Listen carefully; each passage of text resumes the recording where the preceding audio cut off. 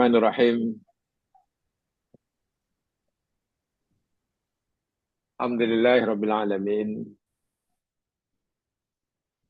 Wa bihi nasta'in ala umurid dunya waddin. Salatu wassalamu ala asyrafil anbiya al mursalin. Nabiyina Rasulina Muhammad wa ala alihi wa ashabihi wa atba'ihi ila yaumiddin.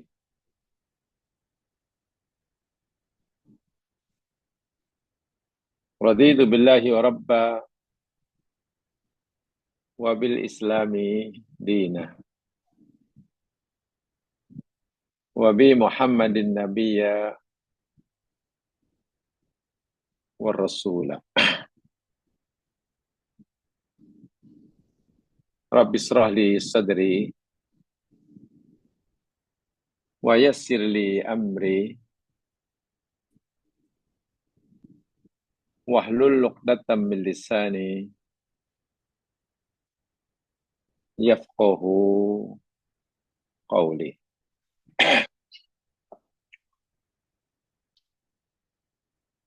Allahumma 'allimna ma yanfa'una wanfa'na ma 'allamtana warzuqna ilman walhamdulillahi ala kulli hal.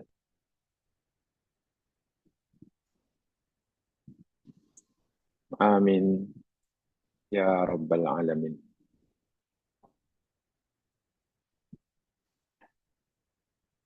Doakan semoga Allah Subhanahu wa taala senantiasa merahmati kita dimanapun kita berada, dalam keadaan apapun kita. Hendaklah Allah sentiasa menjaga kita agar tetap kita mampu istiqamah dalam melakukan segala yang disuruhnya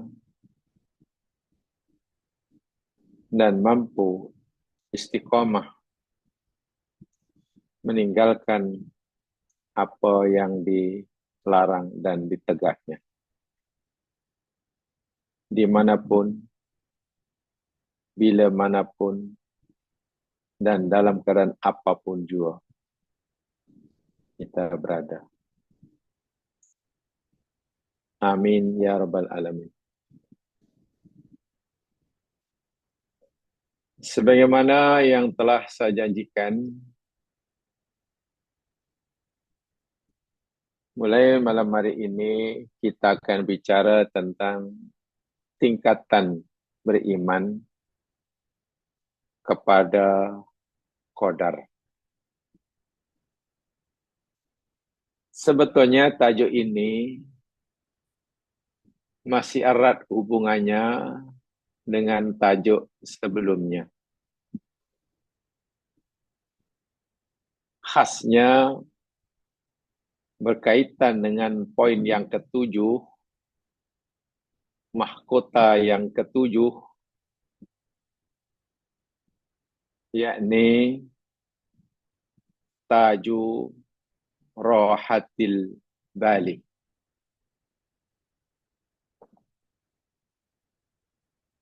Mahkota yang ketujuh yang kita pelajari pada minggu lepas kaitan dengan zikir yang perlu kita amalkan jika kita mau mendapatkan jiwa yang lapang, yang tenang, tidak ada kerisauan dan keresahan, bebas daripada cemas dan takut dalam keadaan apapun jua. Poin ketujuh. Yakni kita hendaklah banyak mengucapkan dan menghayati, memahami, meyakini kalimat la haula wala quwwata illa billah. Itu kan poin yang ketujuh. Dan makna la haula wala quwwata illa billah sebagaimana yang telah kita pelajari sama,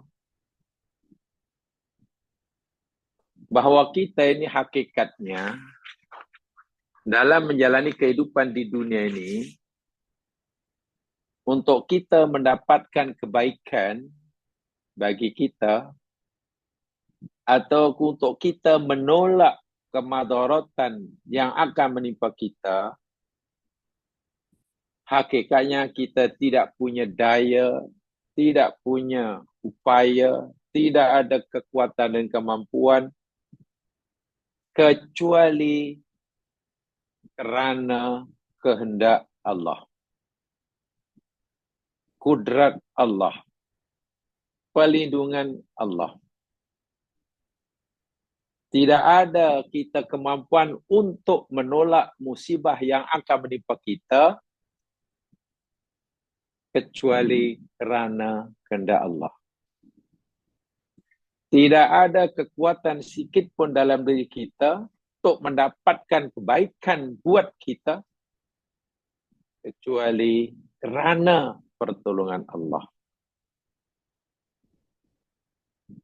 Bermakna, apa yang berlaku ke atas diri kita ini,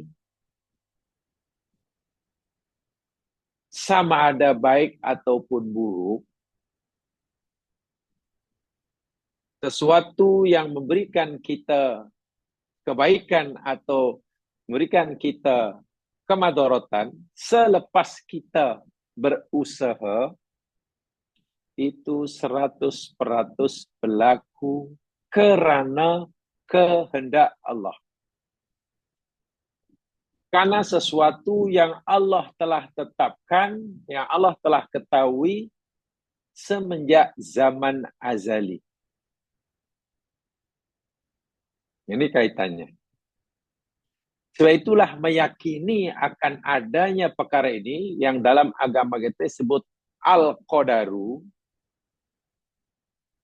Dan sedia maklum, yakni qadar adalah beriman pada qada dan qadar, merupakan salah satu daripada rukun iman. Dan ia rukun iman yang ke-6. Rukun iman yang ke-6. Sebab kita beriman pada Allah. Kedua, beriman kepada malaikatnya. Ketiga, beriman dengan kitab-kitabnya.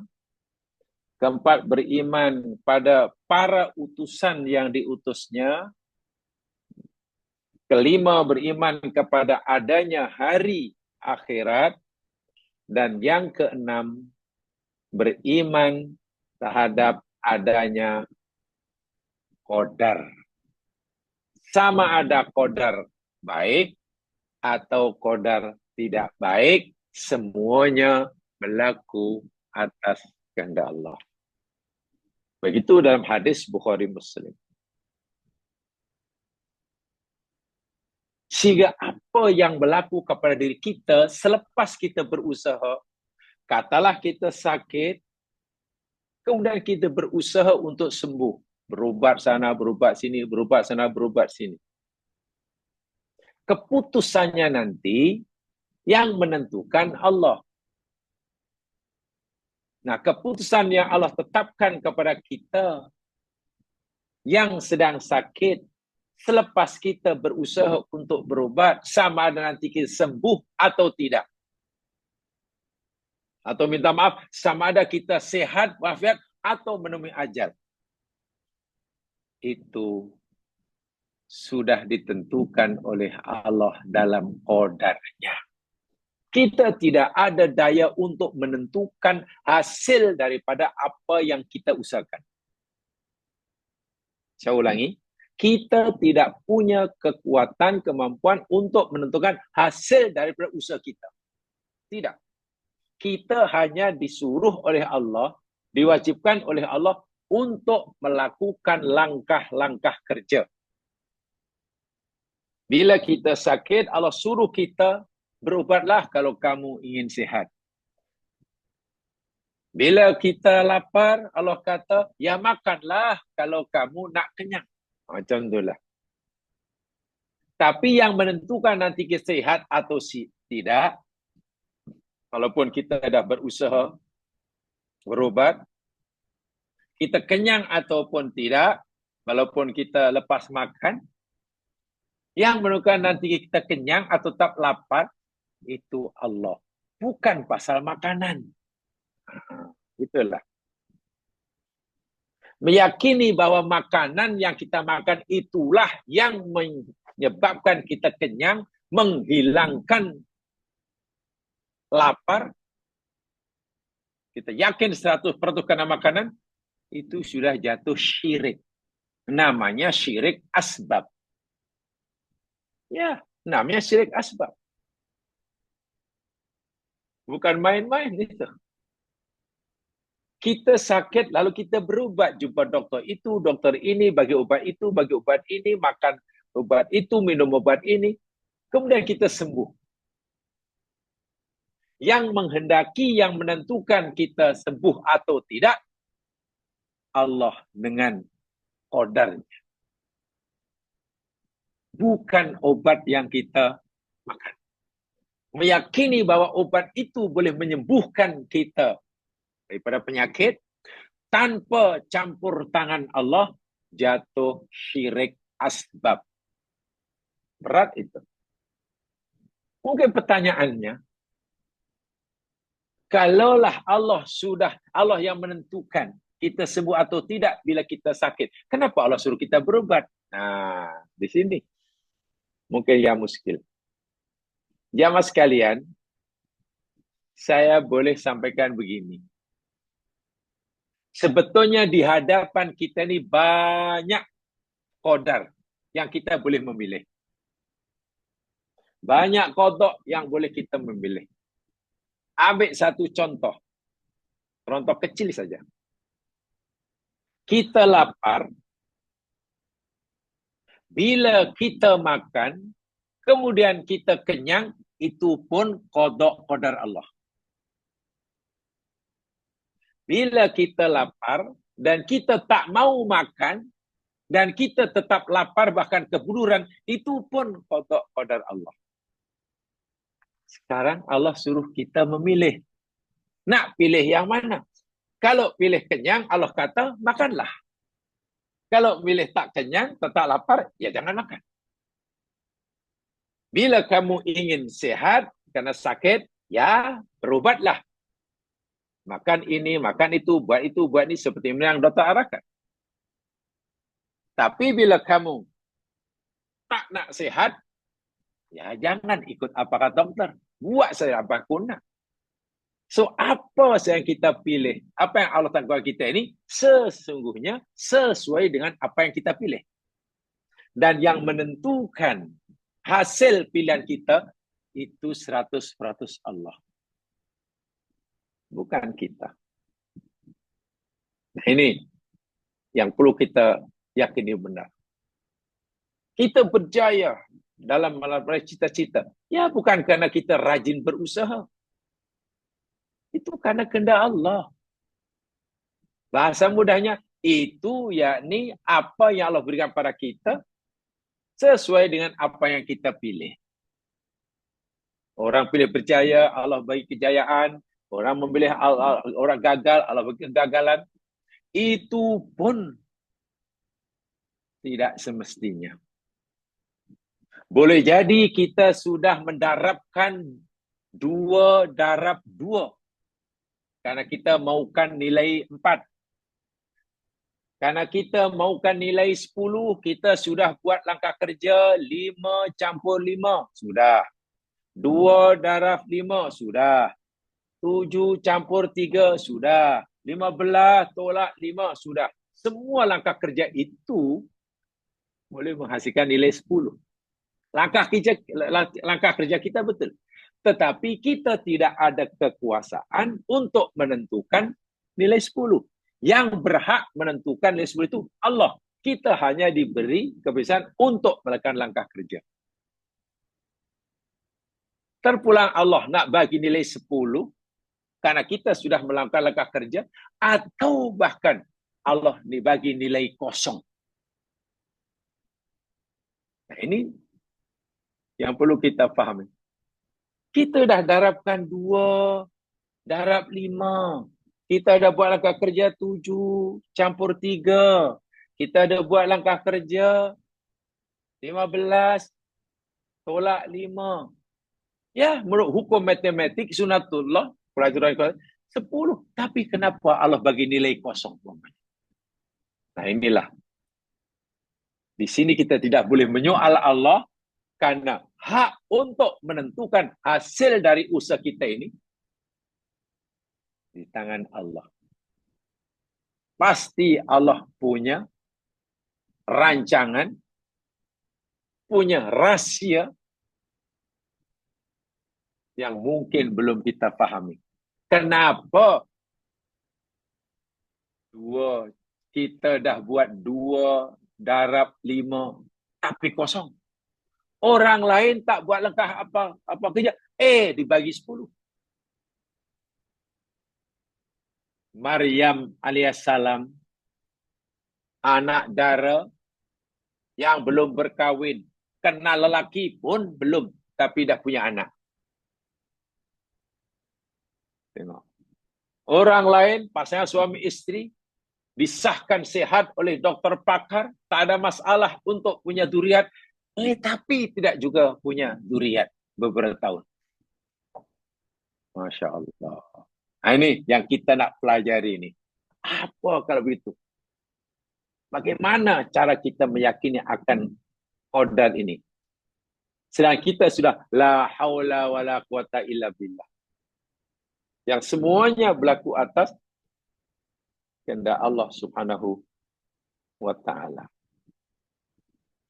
Jamaah sekalian, mari kita lihat notanya, kita pelajari sama. Mudah-mudahan kita kaji perlahan-lahan agar kita benar-benar dapat memahami apa yang dimaksudkan. Sampaikan kepada al-muta itu sebelum kita uraikan. Ada 4 tingkatan beriman kepada qadar. Ada 4 tingkatan. 1, 2, 3, 4. Macam tu. Bertingkat-tingkat. Qadar memiliki beberapa tingkatan. Tidak sempurna keimanan seseorang terhadap qadar kecuali telah terpenuhi semua 4 tingkatan itu. Keempat dan itu boleh dibezakan, tapi tidak boleh dipisahkan. Saya tegaskan. Keempat tingkatan berikut ini boleh dibezakan, tapi tidak boleh dipisahkan. Kerana antara satu dengan yang lainnya saling ada hubungan, berkaitan. Apabila rusak keimanannya kepada salah satu daripada 4 tingkatan itu, maka rusaklah keimanannya orang itu kepada qadar Allah Subhanahu wa taala. Ini kesimpulannya. Ini terjemahan dalam bahasa Arab, saya simpulkan begitu. Nah, sebelum itu jamaah sekalian, saya ingin sampaikan ya, walaupun ini yakin sudah dipahami, kita ada istilah qada dan qadar. Qada dan qadar. Atau qada dan qada, sebenarnya kalau ikut pendapat majoriti ulama, qadar dan qada. Karena qadar itu mendahului qada. Qadar itu apa saja yang Allah telah ketahui, yang Allah telah tetapkan terhadap terhadap makhluk ciptaannya sebelum makhluk itu diciptanya. Itu namanya qadar. Allah sudah tahu siapa yang akan menjadi cicit saya. Allah sudah tahu. Cicit saya belum lahir, belum pun dicipta. Bahkan cucu pun belum kahwin, macam mana ada cicit. Tapi Allah sudah tahu. Dan bukan tahu sekarang, tapi tahu semenjak zaman azali. Zaman azali itu mana zaman di mana alam dan isinya belum tercipta. Sebenarnya itu kurang tepat menggunakan istilah zaman tu. Sebelum alam dicipta, ini sebenarnya tidak ada apa-apa. 4 unsur penyusur alam semesta tidak ada. Saya ulangi. 4 unsur penyusun alam semesta belum wujud. Belum wujud. Apakah 4 unsur alam semesta ini, jamaah sekalian? Ada 4. 1, namanya meta, madiyah, materi, benda. Mulai yang paling kecil, mulai atom, kemudian menjadi molekul, kemudian menjadi sel, kemudian menjadi matahari, jadi kita, jadi itu 1. Yang kedua, energi. Penyusun alam semesta nomor 2 namanya energi. Dengan pelbagai jenisnya. Dalam diri kita ada madiyah, ada meta. Jasad kita, kulit kita, tulang kita, rambut kita, kuku, tulang. Itu meta. Ada energi. Saya boleh bercakap ini karena ada energi. Jantung saya boleh ngepam darah karena ada energi. Ada blood circulation dalam tubuh saya. Tangan saya boleh bergerak sana sini. Itu karena dalam diri saya ada energi. Yang ketiga, namanya ruang. Makan. Space. Saya hidup perlu ruang untuk bergerak. Dan yang keempat, waktu. Alam tersusun daripada 4 komponen ini. Bumi, langit, dan isinya ini ada 4 unsur ini. Ada unsur meta, ada energi, ada ruang, dan ada waktu. Ada yang katakan unsur yang kelima namanya informasi. Itu sudah sedikit memahami yang informasi itu. Boleh diuraikan secara ilmiah, tapi agak susah. 4 itu. Nah, sebelum 4 benda ini wujud, maka tidak ada yang tidak yang wujud kecuali Allah. Itulah namanya azali. Ruang belum ada, waktu belum ada, energi belum ada. Dan dipercayai kewujudan keempat unsur ini baru bermula selepas berlakunya al-infijarul azim. Bahasa Arabnya al-infijarul azim. Mungkin jamaah murian istilah the Big Bang. Big Bang. Dentuman dahsyat. Bermula daripada adanya dentuman dahsyat, barulah mula terwujud energi, ada ruang sudah ada, karena sudah ada meta bergerak, maka perlukan ruang, perlukan energi, dan ada waktu. Sebelumnya tidak ada, kosong. Bermula pada titik, bahasa kami dari panggil titik singularitas, singularity. Daripada titik permulaan singularity, singularitas. Kosong, tak ada apa yang berlaku sebelumnya, tak ada siapa yang tahu. Kecuali Allah. Nah, walaupun alam belum wujud, 4 unsur ini belum wujud, Allah sudah tahu. Dan Allah sudah menentukan apa saja nanti yang wujud, bagaimana rupanya, bila ada. Contohlah, saya sebelum alam ini wujud, Allah sudah mengetahui. Dia akan menciptakan saya, jenis kelaminnya seperti ini, warnanya seperti ini, lainnya di sini. Hasil perkahwinan antara hamba dua ini begini. Sudah tahu. Nah, meyakini ada apa yang Allah telah ketahui dan tetapkan zaman azali. Itu namanya qadar. Qadar. Adapun qada itu pelaksanaan qadar. Jadi secara mudahnya, semenjak zaman azali Allah dah tahu. Malam hari ini ada hamba-hambaku, kata Allah. Ada sekian orang malam hari ini akan berkumpul walaupun dalam alam maya. Belajar sama. Fulan-fulanku namanya fulan ini. Berada di sini. Memakai baju ini. Umpamanya. Maka ini Allah sudah tahu sebenarnya azali. Itu namanya qadar. Betul sebenarnya Allah ketahui malam hari ini, saat ini kita berkumpul. Jadi perwujudan daripada qadar itu namanya qada. Dahulu kalau Allah sudah tahu bahwa hambaku yang bernama ini, namanya fulan ini, di tempat ini, jam sekian, pasal ini, ia akan jatuh umpamanya. Allah sudah tahu.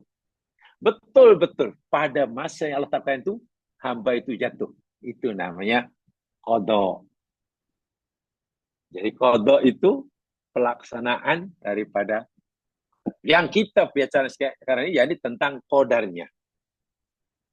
Bagaimana agar keimanan kita pada qadar ini sempurna? Ada 4 tingkatan. 4 tingkatan. Keempat ini boleh dibezakan, saya ulangi, tapi tidak boleh dipisahkan. Karena antara satu dengan yang lainnya berkaitan, saling berkaitan. Sehingga apabila rusak keimanan kepada salah satunya, maka rusaklah keimanan kepada yang lainnya. Subhanallah. Baik, apa 4 tingkatan itu?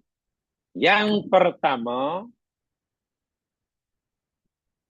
tingkatan pertama beriman kepada qadar itu yakni beriman kepada ilmu Allah, mengetahui. Kita adalah yakin, seyakin-yakinnya akan ilmu Allah. Ilmu Allah. Apa maksudnya? Saya bacakan di sini. Yaitu beriman bahwa Allah mengetahui segala sesuatu, sama ada secara umum atau secara terperinci. Mengetahui apa yang telah terjadi, apa yang sedang terjadi, apa yang akan terjadi, dan apa yang tidak terjadi, bagaimana sekiranya terjadi. Ini bahasanya mungkin, nanti saya jelaskan nih. Ya. Pertama, keimanan kita pada qadar, yakni kita wajib beriman bahwa Allah dengan ilmunya mengetahui segala sesuatu. Segala sesuatu. Sama ada secara umum atau secara terperinci. Mengetahui segala apa yang telah terjadi. Yang telah terjadi. Jamaah sekalian, tidak ada siapa yang tahu. Tidak ada siapa yang jadi saksi bagaimana alam semesta mula-mula diciptakan. Tak ada siapa yang tahu, tapi Allah tahu. Karena berlakunya alam itu atas kehendak Allah. Ya, contohlah bagi kita. Apa yang telah terjadi bagi kita lah. Maksudnya bagi Allah dengan ilmunya tidak ada benda, tidak ada peristiwa yang telah, yang sedang, dan yang akan. Tidak ada. Bagi Allah semua peristiwa itu telah berlaku. Tidak ada yang belum. Tidak ada yang sedang. Semuanya telah. Karena ilmu Allah itu mendahului, pengetahuan Allah mendahului segala peristiwa yang berlaku. Bagi kita, karena ilmu kita ini terhad, ya, bagi kita ada yang telah berlaku, sedang berlaku, akan berlaku. Bagi kita. Tapi bagi Allah, sama saja. Contoh, bagi kita ada sesuatu yang telah berlaku dan tak siapa yang tahu. Tapi Allah mengetahui. Dan pengetahuan Allah itu diberitahu kepada kita sehingga kita jadi tahu.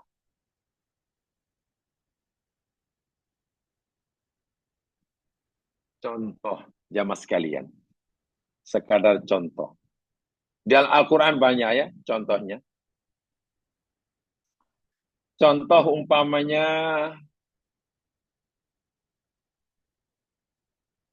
ketika Allah cerita tentang kisah Maryam. Bagi kita ini telah ya. Bagi kita kisah ini telah berlaku. Telah berlaku. Tetapi ya bagi Allah semuanya dah memang telah lah. Dan kita tak tahu. Allah tahu, kita tak tahu, Nabi tak tahu. Kemudian Nabi tahu karena diberitahu oleh Allah. Contoh peristiwa yang bagi kita telah berlaku. Dan Allah mengetahui, lalu diberitahu kepada kita. Lihat dalam surah Ali Imran. Ali Imran ayat 44. Saya berikan contoh. Saya berikan langsung contohnya. Ali Imran 44.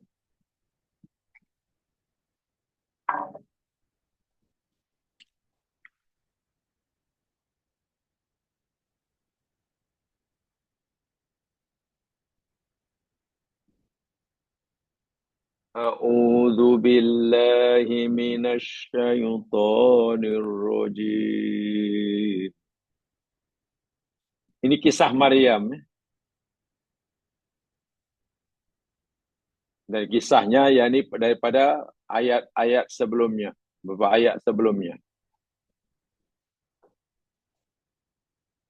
Paling tidak yakni bermula daripada ayat yang daripada sebelumnya lah. Daripada sebelumnya. Banyak. Dzalika min amba'il ghaibi nuhihi ilaik. Itulah sebagian daripada perkhabaran yang gaib. Gaib bagi kamu, wahai Muhammad. Gaib bagi umatmu, wahai Muhammad.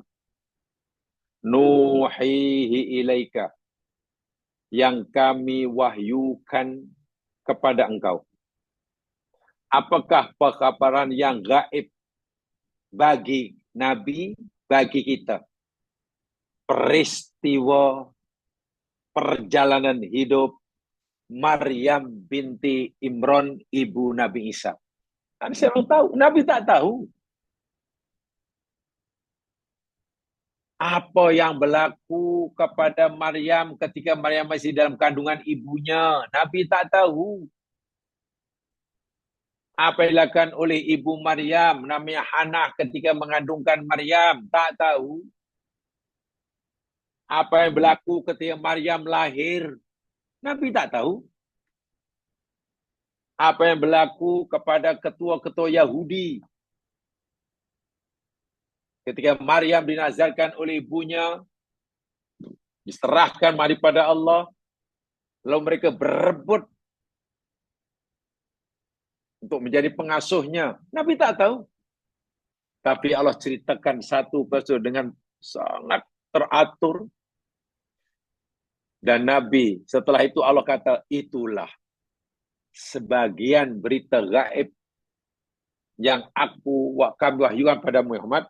Wa ma kunta ladaihim. Tengok tu.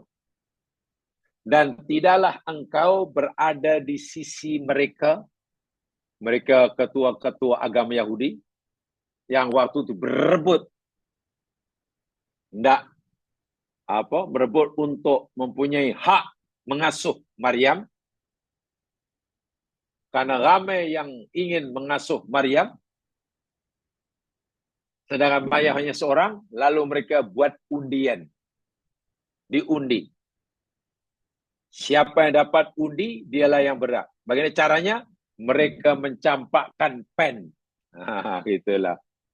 It yulquna aqlamahum.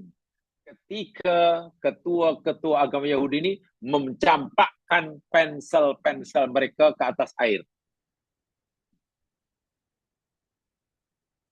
Ayyuhum yakfulu Maryam. Siapa di antara mereka yang berhak mengasuh Maryam? Wa ma kunta ladaihim, dan tidaklah engkau Muhammad berada di tengah-tengah mereka. Macam mana Nabi belum lahir? Id yahtasimun, ketika mereka berbalah, berebut hak untuk mengasuh Maryam. Tengok. Kan cerita ni cerita gaib bagi Nabi, gaib bagi kita. Kan ini telah berlaku jauh sebelum Nabi lahir. Sebab itu disebut ghaib bagi Nabi. Nabi tak tahu. Tapi Allah Maha tahu. Kemudian Allah beritahukan pada Nabi, Nabi pun tahu, kemudian beritahu kita, dan kita pun tahu. Jadi kita tahu karena diberitahu oleh Allah, dan kita yakin.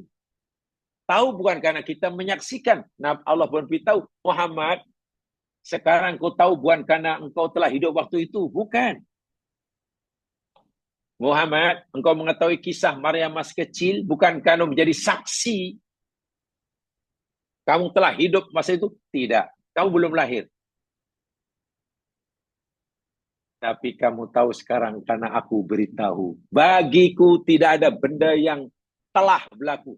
Semuanya, bagi aku tidak ada benda yang akan atau sedang. Semua telah. Ini contoh kecil. Begitu kisah Adam ketika di surga. Mana Nabi tahu? Kisah Nabi Nuh dengan kaumnya. Kisah Fir'aun tenggelam dalam laut mati. Laut merah. Karena ini perkara-perkara yang telah terjadi, yang Allah ketahui dengan ilmunya. Bermakna jemaah sekalian, keyakinan kita pada qadar peringkat pertama ni, iman pada ilmu Allah ni, tidak ada peristiwa yang berlaku di dunia ini melainkan Allah telah mengetahuinya. Itu maksudnya. Itulah keyakinan pada ilmu Allah. Tidak ada kejadian peristiwa yang berlaku di muka bumi ini, di alam semesta ini, besar atau kecil, kita nampak atau tak nampak, melainkan Allah telah mengetahuinya sebelum ia terjadi. Masya Allah. Sebelum ia terjadi. Dan lihat saja dalilnya. Ini yang telah ya. Lihat dalam nota surah Al-An'am ayat 59. Kita wajib yakin ini. Saya ulangi kesimpulannya. Tidak ada benda besar atau kecil, hingga kuman, hingga virus, dan tidak ada kejadian peristiwa yang berlaku mulai pada yang ada di luar sana, planet terbesar, atau kuman yang paling halus, virus yang paling kecil, melainkan Allah telah mengetahuinya. Tidak ada suatu peristiwa sekalipun yang Allah terlepas pandang, terluput pandangannya, pengetahuannya. Tidak ada. Ini dalilnya. Al-An'am 59. Wa indahu mafatihul ghaibi la ya'lamuha illahu. Dan bagi Allah lah kunci-kunci segala sesuatu yang gaib.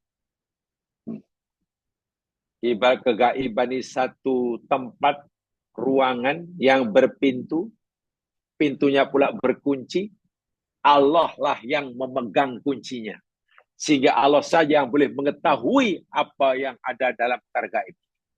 Karena dia pemegang kuncinya. Dan tidak ada sesiapa yang mengetahui perkara yang gaib kecuali dia. InsyaAllah. Lalu Allah bagi contoh. Wa ya'lamu ma fil barri wal bahri. Dan Allah mengetahui segala apa yang di darat dan apa yang di laut. Segala apa yang berada di daratan, sebut sajalah di daratan mulai paling besar yang kita lihat, gunung ganang ke, bencana alam lah, atau atmosfera yang menyelimuti bumi ke, atau yang ada dalam perut bumi hingga ke magmanya, dapur magmanya, hingga kuman virus yang paling halus sekalipun, wama, melainkan Allah mengetahuinya. Allah tahu. Wama tasqutu min waraqatin, dan tidak ada sehelai daun pun yang gugur daripada ranting dan pokoknya, illa ya'lamuha, melainkan Allah mengetahuinya. Kenapa sehelai daun itu gugur, jatuh? Apa puncanya? Bila ia jatuh? Berapa kelajuan jatuh melayang-layangnya sebelum sampai ke bumi? Bagaimana posisinya semasa jatuh? Menegakkan, mengiringkan dan seterusnya? Di mana? Allah tahu. Walaupun hanya sehelai daun yang halus di tengah hutan belantara. Masya Allah. Wala habbatin fi dulumatil ardi. Dan tidak ada satu benih pun yang ada dalam kegelapan bumi. Wala ratbin, dan tidak ada benih yang basah. Wala yabisin, dan tidak yang kering. Illa fi kitabim mubin, kecuali semuanya telah direkodkan, tercatat dalam kitab yang nyata, Lauh Mahfuz. Nanti peringkat kedua itu. Pertama, Allah beritahu bahasanya aku sudah tahu segala peristiwa yang berlaku. Sehingga maksudnya tidak ada kejadian di muka bumi, di alam semesta, melainkan Allah telah mengetahuinya. Atau ia berlaku atas pengetahuan Allah.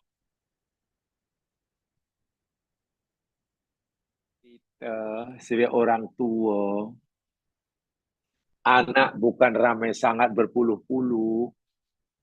Itu pun kita tidak tahu apa yang dilakukan oleh anak.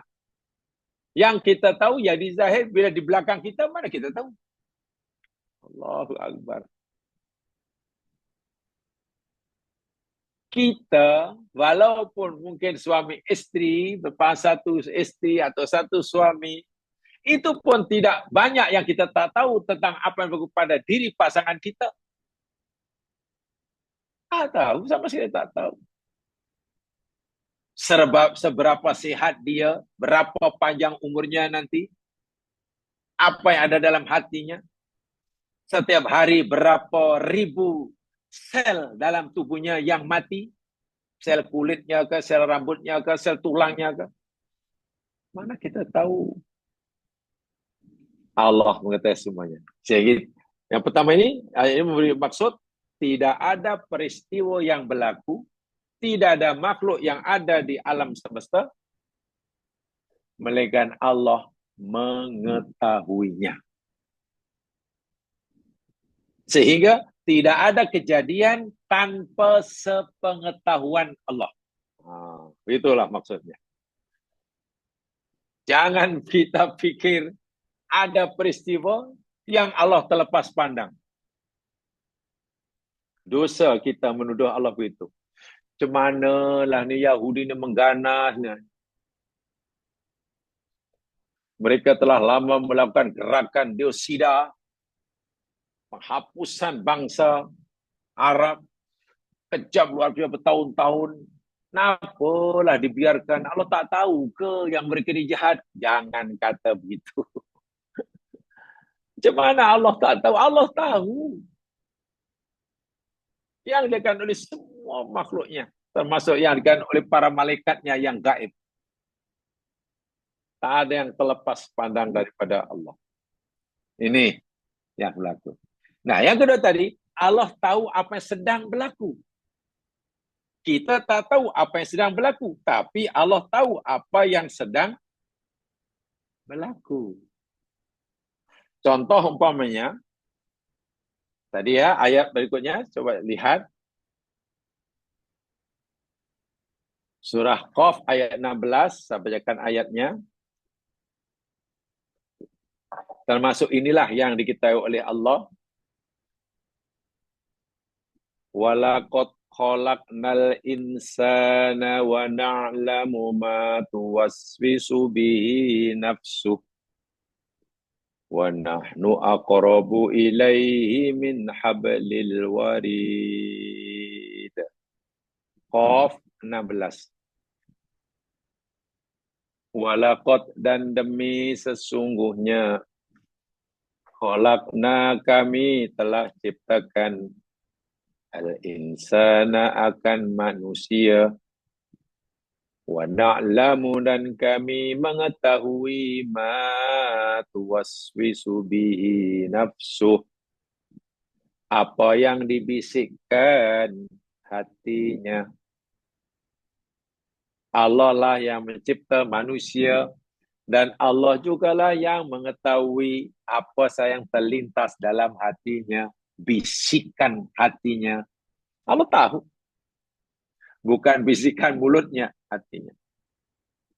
Wa nahnu dan Allah kata dan kami aqrabu ilaihi lebih dekat kepadanya, yang manusia itu. Min hablil warid. Terjemahan bebas, hablul warid, urat nadinya. Itu terjemahan bebas. Tapi kalau kita baca tentang tafsir saintifik, hablul warid itu bukan urat nadi.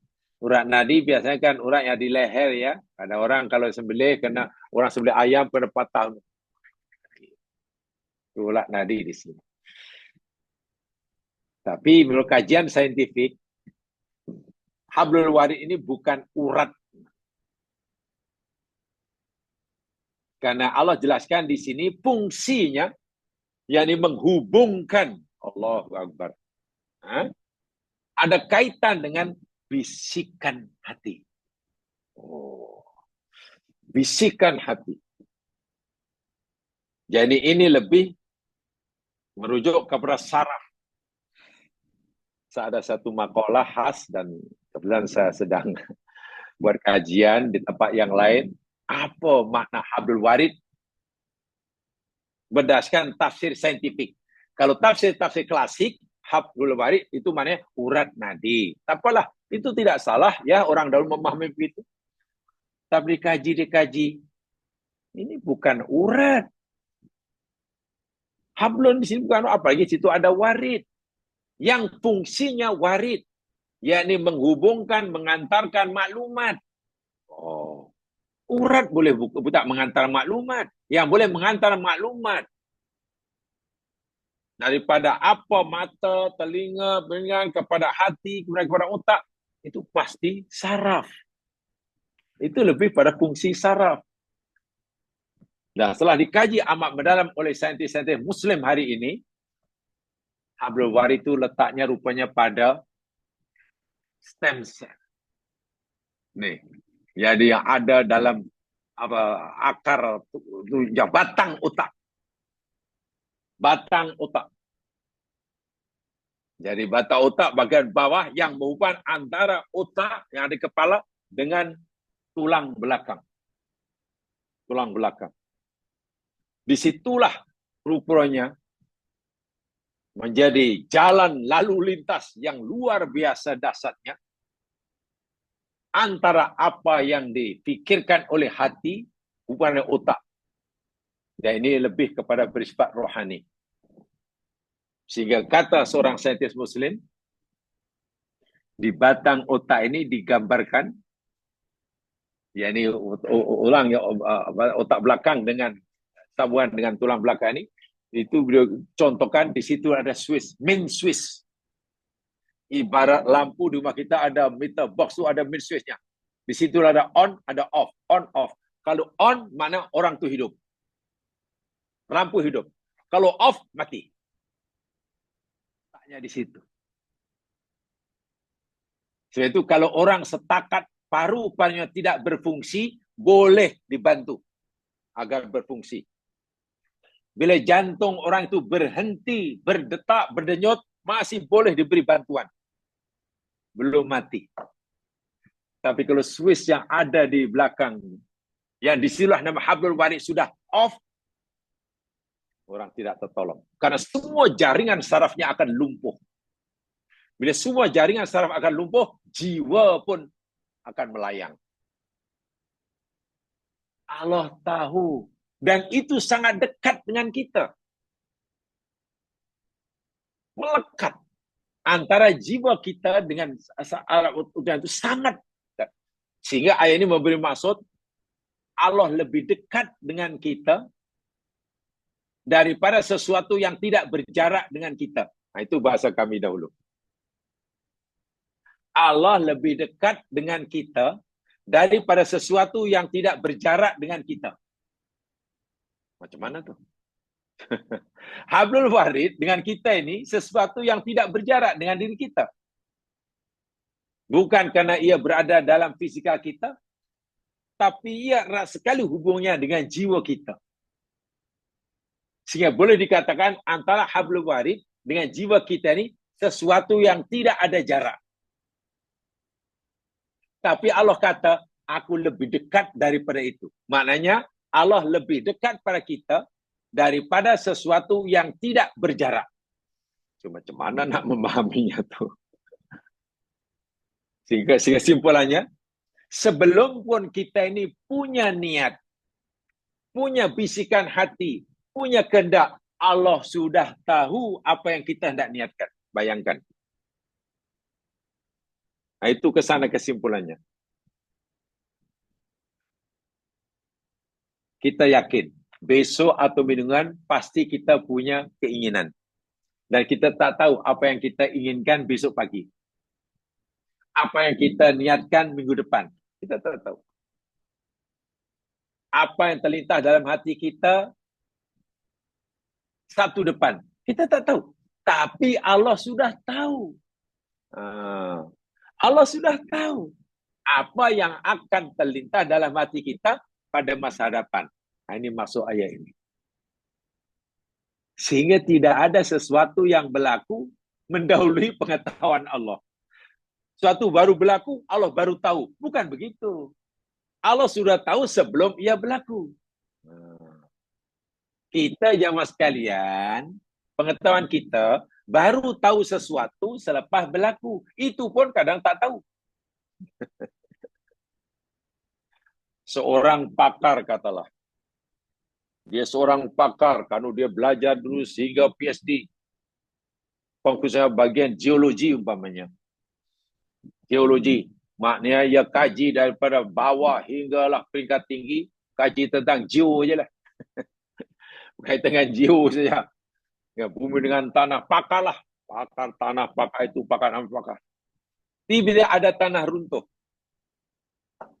Pertanyaan saya. seorang pakar geologi, seorang geologis, tahukah bahwa bukit itu beberapa hari lagi, jam sekian akan runtuh? Tak ada yang tahu. Tak ada yang tahu. Sebelum berlaku. Baru tahu selepas berlaku, suara tahu runtuh. Dan mereka sibuk mencari puncanya. Oh, puncanya ini. Kan itu kan. Ilmu kita hanya setakat coba mencari apa punca runtuh. Dan tidak ada siapa yang tahu bahwa benda itu akan berlaku, tanah runtuh sebelum ia berlaku. Wah, tanah runtuh benda yang fisikal.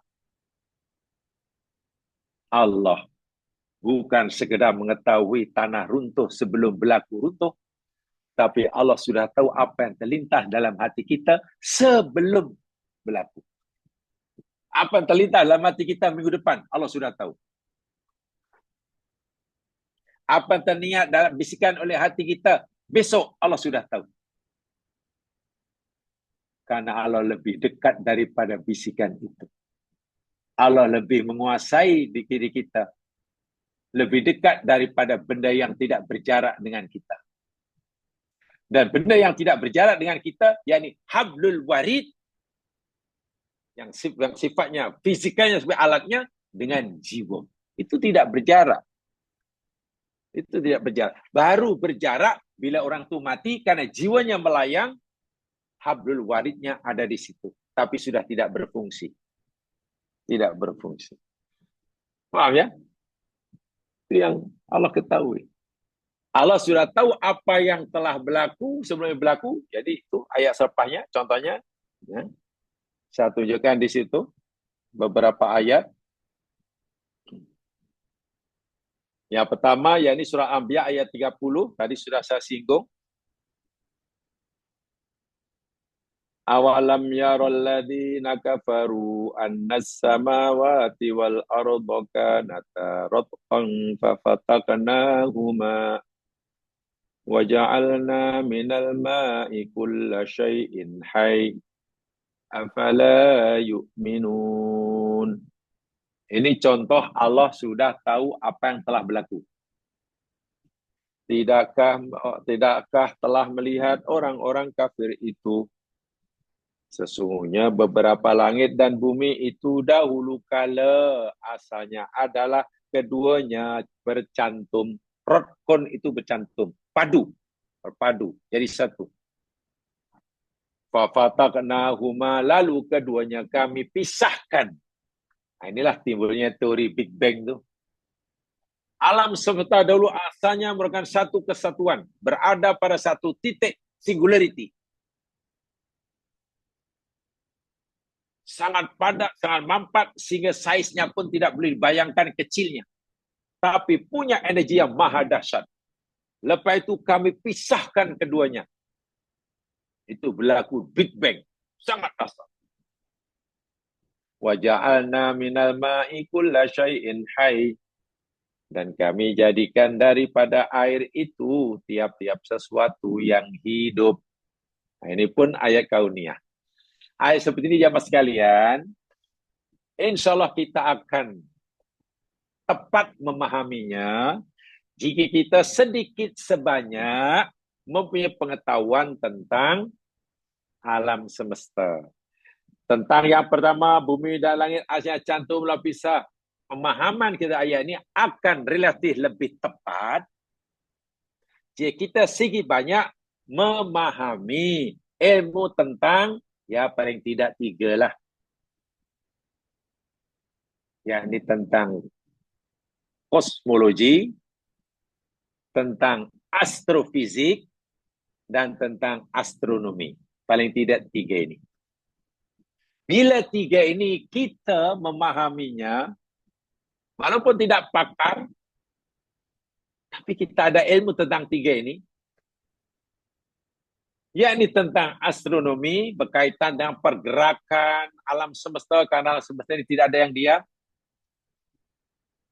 Pengetahuan tentang astrofisik, sifat-sifat benda yang ada di alam semesta ini, karena tidak sama sifatnya. Tentang kosmologi, mengetahui tentang asal-usul benda-benda langit ini macam mana ia boleh muncul wujud seperti ini, InsyaAllah memahami ayat langit dan bumi asalnya cantum, kemudian kami pisahkan, akan lebih mudah. Tanpa pengenal itu, ya mungkin ya kita hanya baca terjemahannya lah. Yang kedua tengok, waja'ana minal ma'i kulla syai'in hayyin. Nah, ini kita kena tahu juga apa yang berlaku selepas The Big Bang. Kalau tidak salah pada peringkat ketiga itu, unsur air itu tercipta. Unsur kimia pertama wujud dalam alam semesta, jamaskan ada dua saja. Pertama yakni hidrogen,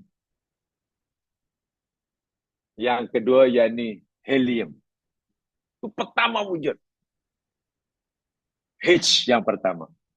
Tapi air belum wujud karena baru ada H.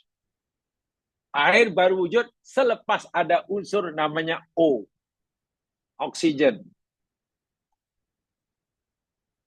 Karena cuaca sangat panas, maka atom H, hidrogen, disatukan dengan O, oksigen, tapi dengan komposisi yang berbeza. H-nya kena dua atomnya, O-nya kena satu. Barulah muncul H2O, air. Dan air itu dicipta termasuk yang pertama wujud di alam semesta. Dan dari air itu segala yang hidup Allah ciptakan. Semua kehidupan muncul daripada adanya air. Di mana ada air, bermakna di situ ada kehidupan. Ada kehidupan. Ini luar biasa ayat seperti ini. Nabi tidak tahu semua ini. Kita tidak tahu, saintis tak tahu, baru tahu hari ini. Tapi Allah Maha mengerti apa yang telah berlaku bagi kita dengan bahasa yang satu ayat saja. Tapi sekarang sudah menjadi ilmu yang menjadi perbincangan tak habis-habis. Di universiti dunia yang khas mengkaji ini, melahirkan pelbagai sarjana, dan kajian akan terus berkembang dari ayat yang satu ini. Pembuktian demi pembuktian, kajian demi kajian untuk membuktikan betulkah firman Allah Al-Anbiya 30 itu. Lahirlah teori The Big Bang. Setakat ini itu yang dipercayai. Saya tak kata itu satu-satunya, setakat ini. Kadang ada teori lain. Bukan melakukan The Big Bang, berkembang, tapi alam macam string, macam jaring, macam jala. Ada 3 teori kalau tidak salah, yang sekarang sedang ditekuni oleh pengkaji-pengkaji. Nah, tapi Quran sudah memberikan maklumat yang jelas. Ini benda yang Allah tahu dan ia sudah berlaku. Sekarang ada benda yang sedang berlaku, Nabi tak tahu tapi Allah tahu. Kita wajib yakin Allah tahu benda yang sedang berlaku walaupun kita tak tahu. Contoh. Surah At-Tahrim ayat pertama. Coba. Ya ayyuhan nabiyyu lima tuharrimu ma ahallallahu lak tabtaghi mardata azwajik wallahu ghafurur rahim. Surah Tahrim. Semua surat tahu bahwa sebab turunnya surah Tahrim karena Nabi bersumpah tidak akan dengan nama Allah, Nabi tidak akan minum madu walaupun Nabi sangat menyukai madu. Ya, semata-mata karena hendak menyenangkan hati istrinya. Khasnya Hafsah binti Umar dan Aisyah binti Abi Bakrin. Lihat dalam tafsir At-Tahrim. Ringkas begitu. Nabi tidak tahu yang rupanya kedua-dua istrinya ini, Hafsah binti Umar dan Aisyah binti Abi Bakr berpakat. Maknanya punya niat yang tak baik pada Rasulullah. Karena terlalu cemburu kepada istri yang lain, lalu mereka buatlah satu pakatan yang tak elok lah. Bagaimana supaya Nabi tidak pergi pada istri yang dicemburi oleh dua istri. Berpakat. Nanti kalau Nabi balik jumpa kamu, wahai Aisyah, jumpa kita, kita katakan yang kita tak suka bau mulut Nabi. Karena Nabi baru, kita kata sajalah, tu kata minum ghamara. Ghamara itu satu minuman yang rasanya sedap, Nabi suka tapi baunya tak sedap. Rasanya sedap, baunya tak sedap. Dan Nabi pun tak suka minum bau yang sedap. Malah Nabi suka minum madu. Tidak, aku tidak minum minuman ghamara, aku minum madu. Oh tidak, tidak su, kami bau mulut kau. Ya, karena Nabi tak mau bertekak dengan istrinya, biar istrinya ini ya apa namanya ya senanglah. Okeylah kalau itu aku bersumpahlah. Demi Allah, mulai hari ini aku haramkan madu ke atas aku. Nabi tak tahu yang sebenarnya kedua istrinya sedang mempermainkannya. Tengok, berlaku depan mata. Menimpa dirinya. Nabi tak tahu. Ini sesuatu yang sedang berlaku. Tapi Allah tahu. Dan Allah tidak redha Nabi kekasihnya coba hendak dipermainkan walaupun oleh istri-istri kekasihnya. Allah bela Rasulullah dengan diturunkannya surah At-Tahrim. Pertama Nabi tegur oleh Allah, kenapalah engkau Muhammad tergamak mengharamkan apa Allah yang aku halalkan? Semata-mata karena hendak cari keridhaan istrimu. Madu itu aku halalkan, kenapa kamu haramkan? Hanya memuaskan hati kamu. Kamu tak tahu dia sedang berusaha untuk mempermainkan kamu. Wah, kamu mesti batalkan sumpah kamu. Allah akhirnya menjelaskan peristiwa sebenar. Ya, boleh katakan pakatan yang tak elok, yang tak manis hendak dilakukan oleh kedua istri baginda kepada Rasulullah. Tengok, Nabi tidak tahu apa yang sedang berlaku menimpa dirinya. Tetapi Allah tahu dan Allah beritahu kepada Nabi. Nabi seringkali tak tahu apa yang dilakukan oleh orang munafik kepadanya. Sehingga Nabi mempercayai ucapan mereka. Lalu Allah memberitahu kepada Nabi bahwa ucapan munafik itu bohong belaka. Turun surah Al-Munafikun. Ini contohnya. Allah tahu apa sedang berlaku. Yang berikutnya, yang ketiga tadi, Allah tahu apa yang akan berlaku sebelum berlaku. Kan begitu ya? Kita wajib yakin bahwa dengan qadar, mana kita yakin bahwa dengan ilmunya Allah telah mengetahui apa yang akan berlaku sebelum berlaku. Dalam Quran contohnya surah Ar-Rum. Lihat surah Ar-Rum. Ayat 1 hingga 5.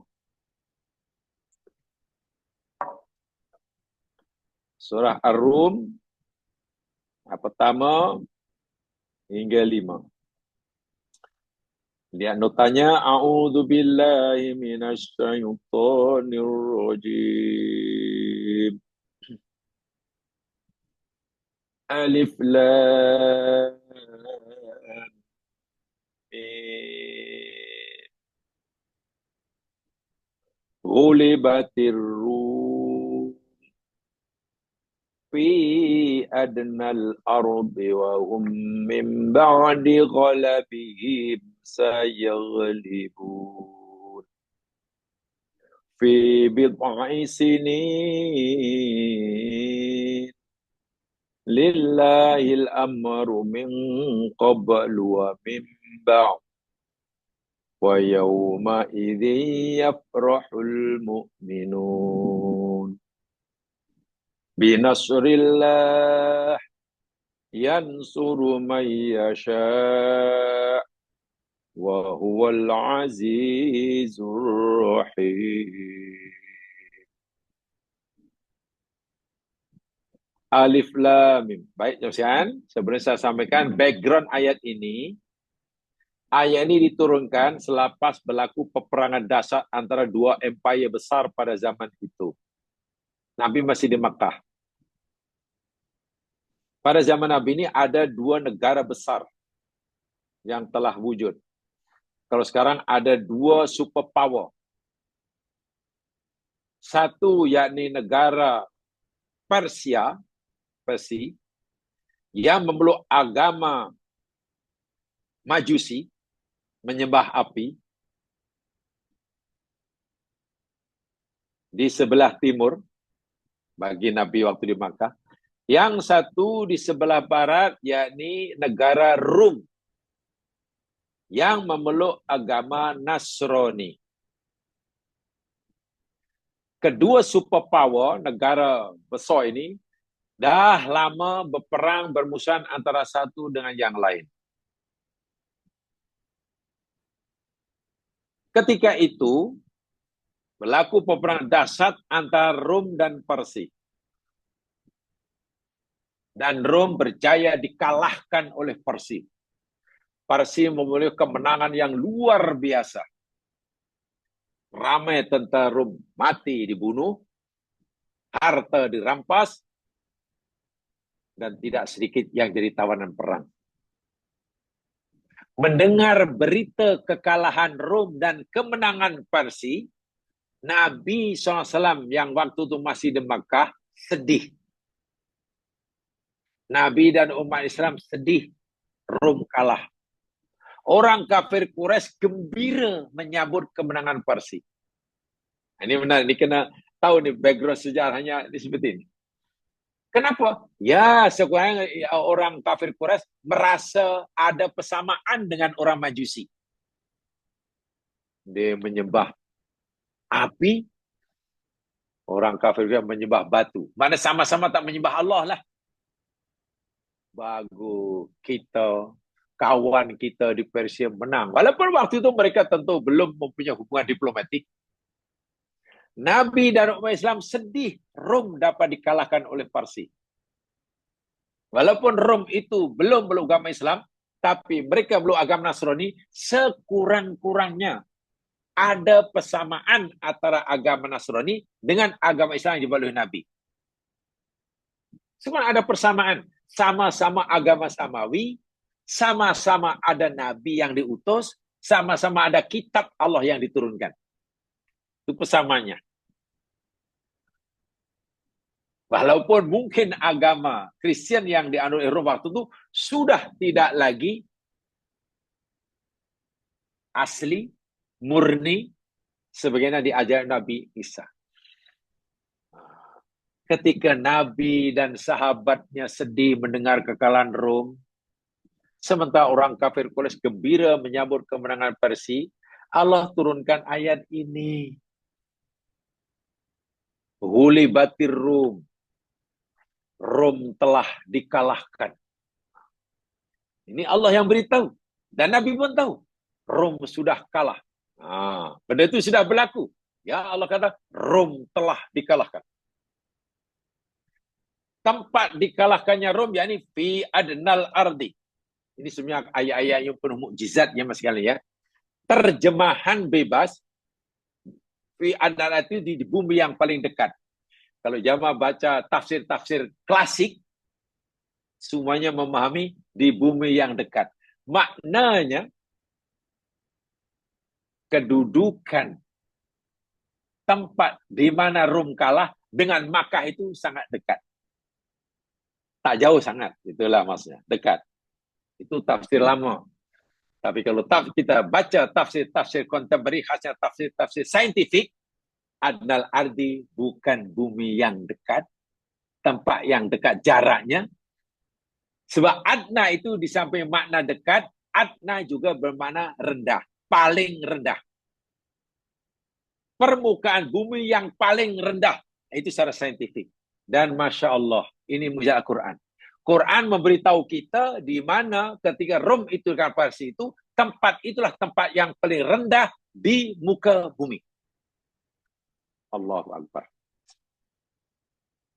Paling rendah. Dan dipercayai, ya Mas Yan. Dipercayai tempat itu,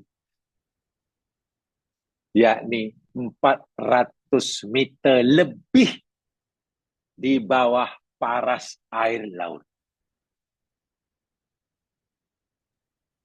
Sekarang mungkin sudah lebih. Tempat yang paling rendah ya di muka bumi, yakni tempat di mana Rom dahulu dikalahkan oleh Parsi. Beberapa tahun dahulu diketemukan oleh saintis Jerman, dan di situ dipercaya tempat berlakunya perang itu, tempat itu yakni lebih rendah 400 meter di bawah sea level. Kita masih di atas permukaan laut. Tempat kita yang di atas ya mungkin 10 meter, mungkin 15 meter. Dia 400 meter, mana lebih rendah lagi dasar lautan. Tengok. Quran kata adnal ardi, bukan bumi yang paling dekat, tapi paling rendah. Itu makna yang saya fikir lebih tepat berdasarkan kajian saintifik. Tapi kalau kita membaca tafsir-tafsir klasik, tafsir lama, semua memahaminya tempat yang paling dekat. Tapi kalau di artian tempat itu, makna tidak, ayat ini tidak mengandungi maklumat saintifik. Sehingga nilai kemukjizatannya kurang nampak. Nah, ini cabaran kepada kita semuanya. Allah beritahu itu. Dan hakikat ini baru ketahui sekarang. Tapi Allah sudah beritahu. Seakan-akan kalau kamu nak tahu permukaan bumi yang paling rendah itu, bukan di lembah Kelang. Walaupun namanya lembah, bukan. Bumi yang paling rendah, bukan lembah Kelang. Dan bumi yang paling tinggi bukan puncak alam, walaupun nama puncak alam. Di Malaysia ni ada dua tempat yang luar biasa di dunia ya Mas. Hanya di Malaysia. Ada bumi yang paling rendah namanya lembah Kelang. Dan ada kasih yang paling tinggi namanya puncak alam. Coba mana lebih tinggi daripada Banjaran, Everest, Himalaya pun kalah. Ini puncak alam. Gempa di Malaysia ni. Luar biasa. Tapi tak apalah, itu bahasa gempa aja, bukan hakikat.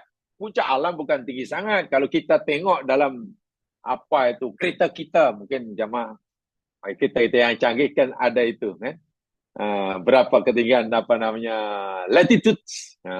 Di situ ada longitude, ada longitude. Berapa meter ketinggian tempat kita berada di, ya, itu kalau tengok dalam meter kereta yang kita baru biasanya ada tuh longitude-nya. Jadi kita, sekarang saya ada berada tepat 10 meter di atas paras laut, 20 meter di atas. Itu puncak alam baru berapa?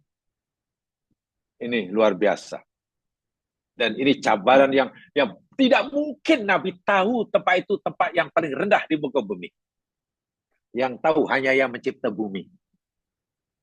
15 abad yang lalu Allah beritahu, tapi baru abad 20 orang coba mengetahuinya dan menerimanya maklumat ini. Allahu Akbar. Nah, apa yang akan berlaku yang Allah sudah ketahui sebelum ia berlaku? Ini dia. Wa hum mim ba'di ghalabihim sayaghlibun. Dan mereka orang Rum, kerajaan Rum,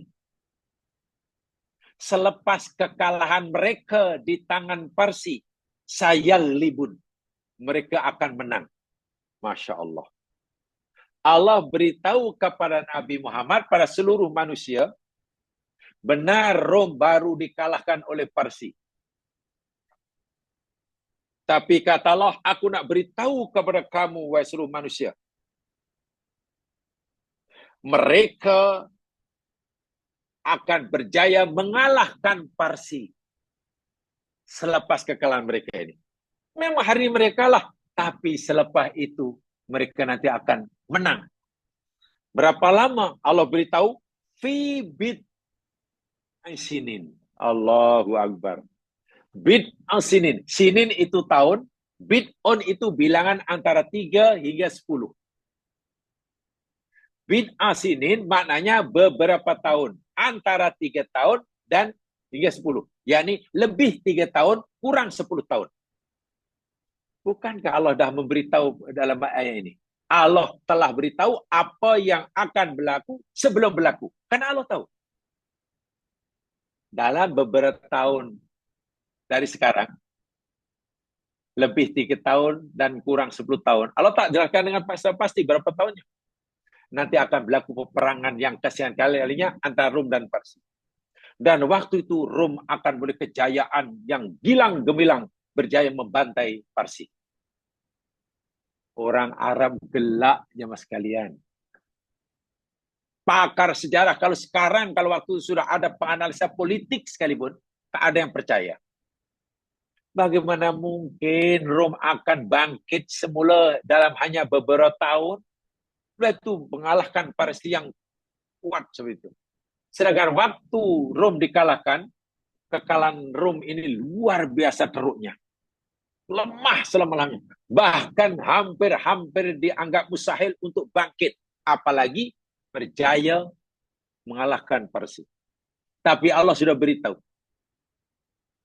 Rom nanti akan berlaku peperangan kali sekian kalinya dan Rom akan menang. Allah sudah tahu kemenangan Rom dan itu berlaku bukan beberapa dekad, hanya beberapa tahun. Lebih 3 tahun dan hingga 10 tahun. Ya, mungkin.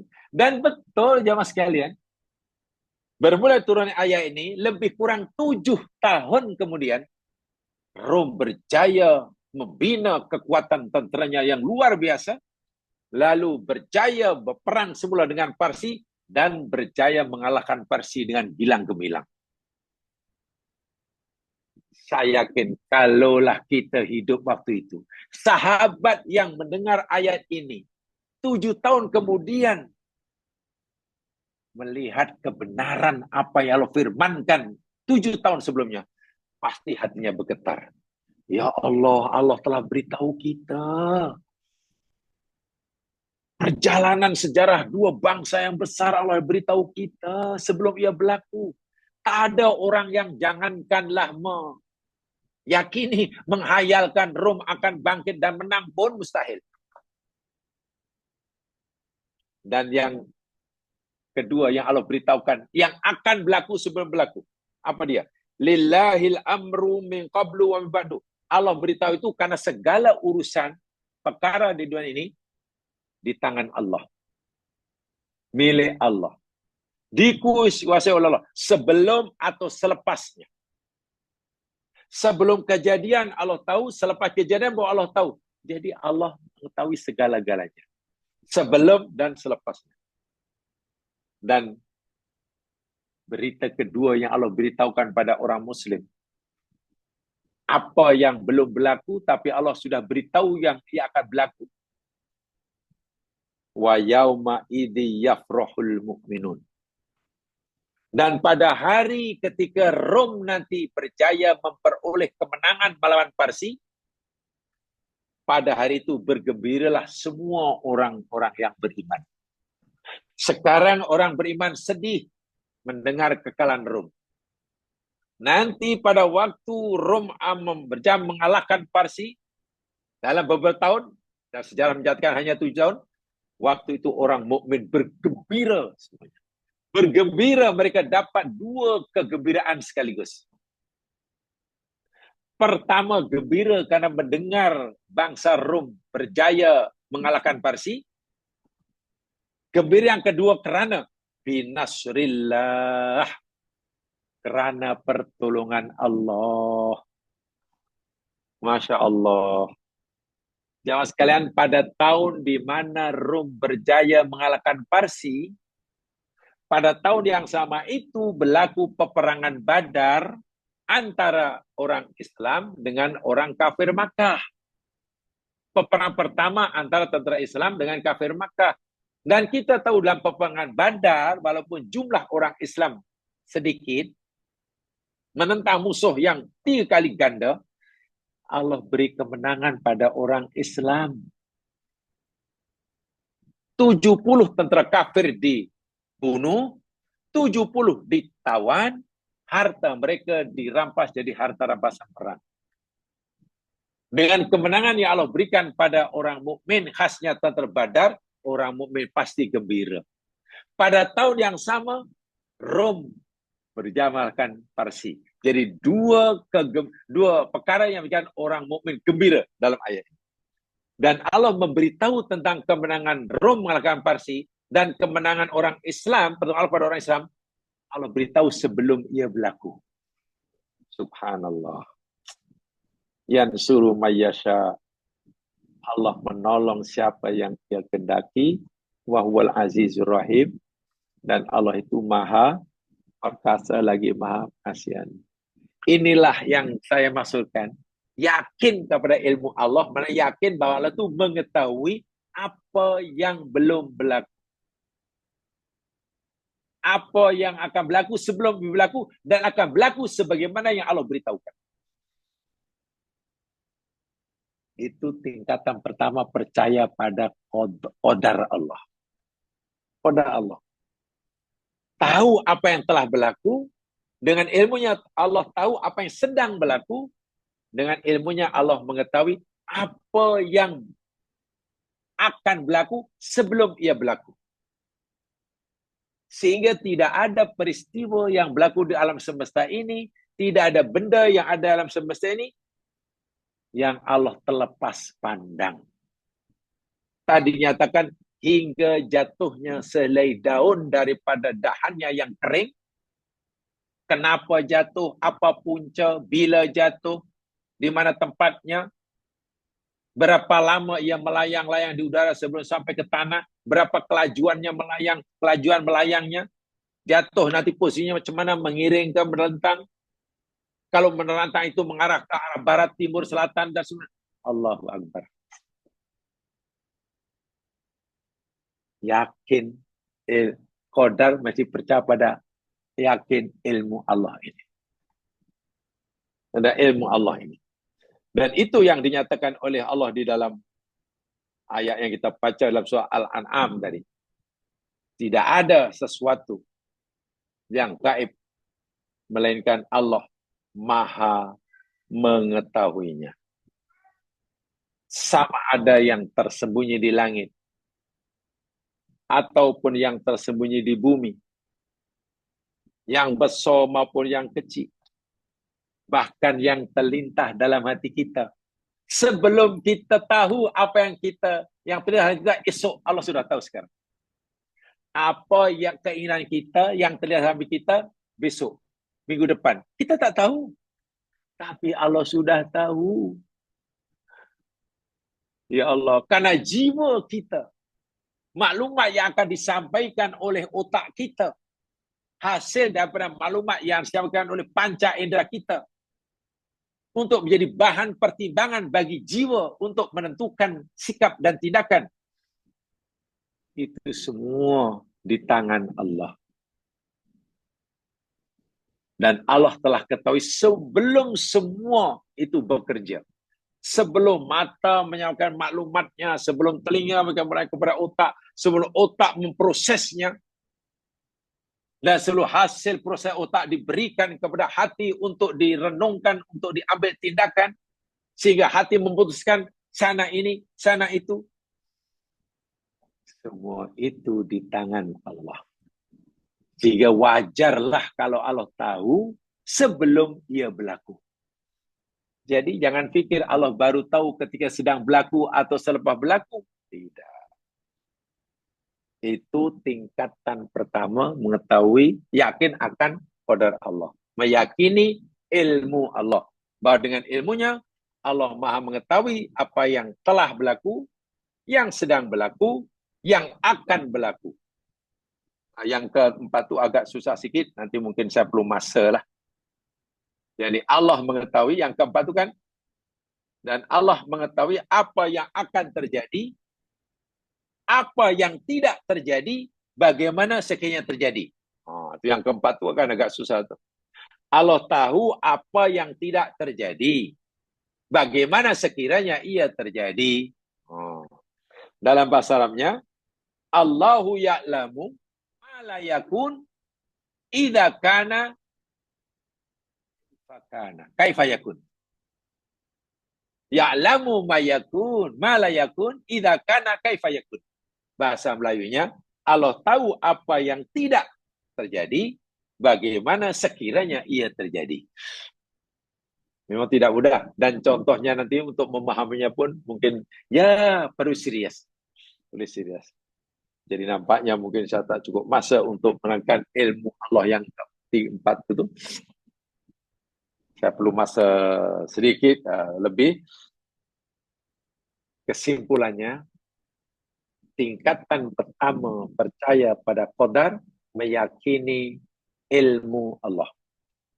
Maksudnya, dengan ilmunya Allah mengetahui segala sesuatu yang diciptakannya. Sejak bila Allah mengetahui? Semenjak zaman azali. Sebelum alam dan isinya makhluk diciptakannya. Bukan ketika berlaku, bukan selepas berlaku. Sebelum alam wujud pun sudah ada ilmu Allah. Bahasa mudahnya jemaah sekalian lah. Ini bahasa mudahnya lah sebagai analogi lah. Tapi taklah tepat sangat. Seorang arkitek yang kita suruh buat gambar rumah yang kita nak buat. Bro, awak seorang arkitek, tolonglah buat gambar untuk rumah ni plannya macam mana yang cantik. Buat aja buatlah. Dia nak rumah macam mana? Ya rumah inilah, okeylah. Rumah ala kampung aja lah. Dah siap gambarnya.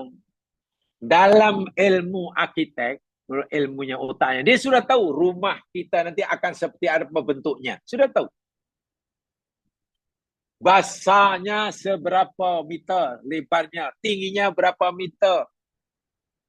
Bahan yang diperlukan berapa. Pintunya berapa. Kekuatan. Ya, kita ini sudah ada. Kita yang punya rumah tak tahu. Tak ada gambaran langsung. Bahkan mungkin kontraktor yang kita cakap pun belum nampak gambar. Tapi arkitek sudah tahu. Sudah tergambar dalam otaknya. Rumah awak nanti akan seperti ini. Semua gini. Ini bentuknya gini. Yang sedetail-detailnya. Ibaratnya macam itu loh. Analogi dia. Tapi ilmu Allah lebih daripada itu. Contohnya arkitek pasti tidak tahu. Umur rumah itu tahan berapa tahun. Tidak tahu. Semasa buat rumah tadi katalah berapa orang yang tercedera karena insiden. Tak tahu. Tak tahu. Berapa hari, jam, minit, saat tepatnya rumah itu dibina. Tak tahu. Tapi Allah ilmunya lebih dalam daripada itu. Itu jemaah sekalian. Jadi tergantung sedikit tentang ilmu Allah tentang yang terakhir itu. Mengetahui apa yang tidak terjadi, bagaimana sekiranya terjadi. Nah, itu nanti kita akan jelaskan. Yang ini berdasarkan surah Al-Kahfi itu. Surah Al-Kahfi itu akan jelaskan. Mudah-mudahanlah keyakinan kita pada qadar tingkat pertama, yakin akan ilmu Allah ini. Ingat ya, Allah hanya tahu, tidak memaksa. Kita tetap diberi pilihan dalam hidup. Nak pilih ini atau pilih itu sesuai yang Allah kehendaki. Allah tunjukkan ini jalan lurus, ini jalan bengkok. Ini cili, ini tebu. Ini gula, ini garam. Kalau kita nak manis, ya ambillah gula. Kalau nak pedas, ambillah cili. Itu pilihan kita. Bahkan, ini jalan ke surga, ini jalan ke neraka. Lalu Allah beri kita pilihan. Nak jalan ke surga, silakan. Jalan ke neraka, silakan. Tapi, dengan ilmunya, Allah sudah tahu apa yang kita akan pilih sebelum kita memilih. Itu maksudnya. Allah sudah tahu apa pilihan hambanya sebelum hamba itu menjatuhkan pilihannya. Nanti saya tunjukkan ayatnya. Itulah maksud ilmu itu. Dan itulah qadar itu. Jadi ilmu Allah dan qadar yang kan ilmu hanya bisa Allah mengetahui. Inkisaf, pendedahan. Tak ada ijbar. Tidak ada unsur paksaan. Sebab kita tetap punya kebiasaan untuk memilih. Hanya saja Allah telah tahu apa yang kita akan pilih sebelum kita memilih. Itu saja yang sempat kita pelajari malam hari ini. Mudah-mudahan menambahkan pengetahuan khasnya bagi saya. Demikian dan seterusnya. Meningkatkan kualiti iman kita akan qadar khasnya. Dan lebih khusus dalam ini karena baru kita punya ilmu yang tentang ilmu Allah. Dengan begitu agar iman kita benar-benar sempurna, tidak silap, dan kita tidak menuduh yang bukan-bukan tentang Allah. Jangan sekali-kali kita kata karena kita tak sabar melihat kezaliman yang dilakukan oleh orang Yahudi pada orang mukmin, lalu kita macam mana Allah biarkan ni? Allah tak tahu ke yang Yahudi jahat? Kenapa Allah tak ambil tindakan? La ilaha illallah Rasulullah. Maha suci Allah, Allah tak tahu. Jangankan apa yang Yahudi lakukan. Niat kita sebelum kita niat pun Allah tahu. Jadi itu jangan pertikaikan itu. Allah tak tahu ke? Allah tak dengar ke kita doa panjang lama-lama tapi tak makbul? Kawan tak doa tapi makbul. Macam mana? Dan itu salah itu ya. Itu lintasan-lintasan hati yang menyesatkan ya. Tidak boleh kita ikuti. So itu saja yang sempat kita sampaikan malam ini. Mudah-mudahan diberkati oleh Allah SWT. Yang benar-benar Allah jua. Yang silap kelemahan saya sendiri. Dengan bacaan tasbih kifarah. Dan surah wal asli. Subhanakallahumma. Wa bihamdika. Asyhadu an la ilaha illa anta. Astaghfiruka. Wa atubu ilaik. A'udzu billahi minasyaitonir rajim. Wal 'ashr. Innal insana fi khusr. Illa alladziina aamanu wa 'amilus shalihaat. Tawashaw bil haqq wa tawashaw bis sabr. Assalamualaikum warahmatullahi wabarakatuh. Waalaikumsalam warahmatullahi wabarakatuh.